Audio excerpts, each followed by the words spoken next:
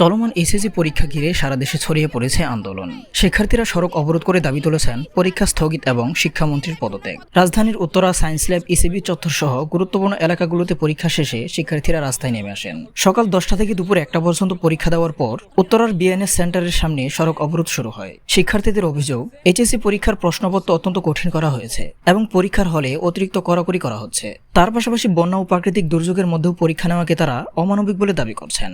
সবচেয়ে বড় ক্ষোভ তৈরি হয়েছে শিক্ষামন্ত্রীর একটি মন্তব্যকে কেন্দ্র করে। শিক্ষার্থীদের দাবি, মন্ত্রী তাদের ফার্মের মুরগির সাথে তুলনা করেছেন। যদিও পরবর্তীতে তিনি দুঃখ প্রকাশ করেছেন, তবুও শিক্ষার্থীরা তার পদত্যাগের দাবিতে অনড় রয়েছেন। বিকেলের দিকে আন্দোলন আরও তীব্র আকার ধারণ করেছে। শিক্ষার্থীরা সচিবালয়ের দিকে লং মার্চ করার চেষ্টা করলে পুলিশ ব্যারিকেড দিয়ে তাদের আটকে দেয়। এ সময় উত্তেজনা তৈরি হয়, তবে বড় ধরনের সংঘর্ষের খবর পাওয়া যায়নি। অন্যদিকে এই সড়ক অবরোধের কারণে রাজধানীর প্রধান সড়কগুলোতে ভয়াবহ যানজট সৃষ্টি হয়েছে।